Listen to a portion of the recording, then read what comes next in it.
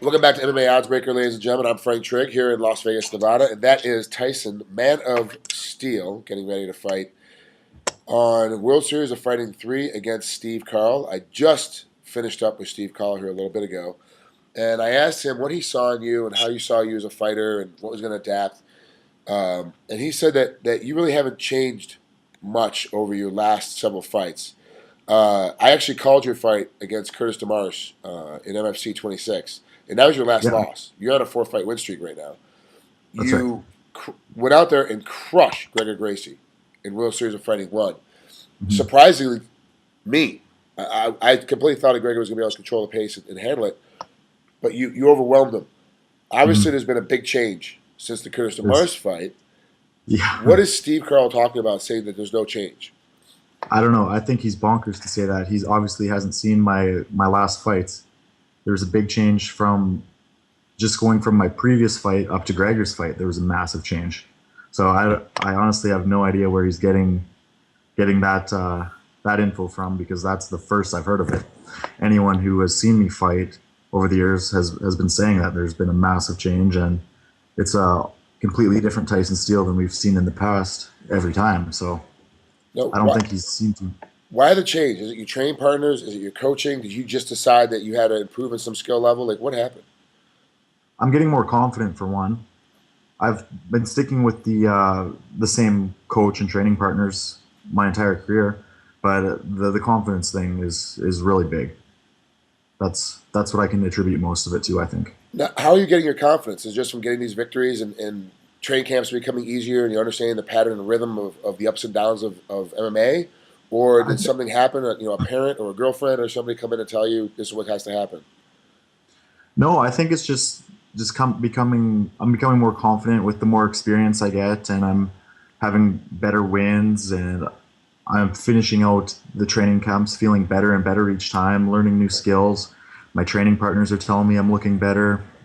It's just things have been going really good.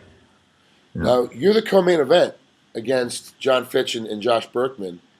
hmm It's Fitch brings a lot of heat to the World Series of Fighting. Like not heat in a bad way, but a lot of more eyeballs, a lot more media, a lot more attention. Are you getting more attention as well from having Josh on the card? Yeah, I'm not sure if it's I like their first card had a lot of attention. I didn't get I didn't get too much media attention though, but this one I think I can say it probably has more to do with me being on the co-main event. There's a lot more media outlets that want to speak to me. It's like every day for the last couple weeks here, I've been on radio shows or news crews have been in, and now talking to you, it's been super busy. Just speaking with media, so it's probably a combination of both. With me being on the co-main event and then having John Fitch on the card too, Now, and John. has the media been a burden? Because I know when I was fighting, sometimes the media was is too much of a pain in the ass to deal with them all the time. Always trying to do an interview, always trying to it's your rest period, but now you got to get back in mode again for a 15-minute interview. Has it been kind of a burden for you? Or has it been relatively easy? It hasn't been too bad. They're pretty accommodating. I find I'll give them a time that works for me, and then that's when they call. Yeah, Yeah, man, you were out of town. Like I was trying to get you on Friday, and you were like, "I'm sorry, I'm out of town till Sunday." And so here we are on yeah, Sunday doing the interview. And so for me, it worked out. But I yeah, understand. But I also understand the game. I understand how training sessions go. exactly. I get the whole space where a lot of the guys, a lot of my peer group in the media game don't understand, and they get Yeah, frustrated and upset with you, and then they put you in a bad spot because you really want to do the interview, but you just can't. yeah. Well, there's a few that had to cancel too because the times didn't work out. But if I mean, I think everyone understands. If I can't do it, then I can't do it. It's Yeah. not that I don't want to, but All right, let's break down Steve Carl. I asked him to break you down what he saw from watching tape. What do you see on Steve when you're watching tape of him? I see him always coming out pretty aggressive. He's a high pressure type fighter. That's kind of how I see myself often in fights too. But Steve seems to throw pretty wild on his feet. He comes in pretty recklessly often, and I think that's something I can capitalize on with him. And he's got some good jiu-jitsu skills, lots of submission wins. He seems to be comfortable fighting off his back.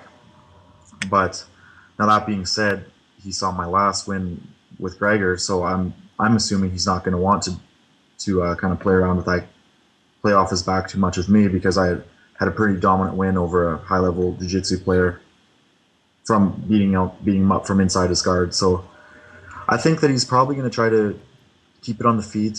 He's going to try to beat me up and box me up on my feet for until things get a little bit uncomfortable or he sees the need to change the pace. But with me, I'm pretty good at taking the fight where I see fit and where I feel comfortable. I'm going to try to put him out of his comfort zones as much as I can. Where do you think a win over Steve Carl is going to rank you within the welterweight division for the World Series of Fighting? I think that's going to put me up in the top three, four. Berkman and Fitch being 1 and 2 at the moment, right? And then after I beat Steve, then I'll fight the winner of Berkman and Fitch. Has World Series of Fighting, has Ali or Ray Sefo, anybody came to you and said this is what we have planned? Neither of them have said that to me yet, but all the other radio hosts that like the American radio hosts that I've spoke with, they said that Ray has told them that. They said Ray actually told me in an interview, or Ray came out and said that the winners of the 2 welterweight fights on June 14th are fighting each other. I train with Ray in Las Vegas. I see him all the time, every day, and our unspoken word is we don't talk World Series of Fighting business from that end, like as me as a journalist and him as the president at all when we're inside the gym. So I leave it alone. So I never talk to him about anything because I don't want to get into that space of, oh, you told me that that Tyson Steele's next. Like, you told me that, so why isn't Tyson Steele next? I don't even want to get in that space. But it's not surprising to hear Ray say that. That was my assumption as well, that's what would happen. But it's nice to know that Ray had told somebody else, and that is what's going to happen. Because I really do think the winner of you two are the you guys are 3 and 4. They're 1 and 2. Berkman and Fitch are 1 and 2. You guys are 3 and 4. Let's figure out who's going to be the next one in line. I think that's the way it should be. So I like it. Yeah, the way that they bumped us up to the co-main event, I knew right away that's what they had planned. I could tell they were trying to highlight us 2 new guys coming up. So whoever wins is gonna fight the winner. It makes sense. Yeah. How do you see the Fitch Berkman fight breaking out? Do you think it's gonna be Fitch is gonna win? Or do you think Berkman's gonna win?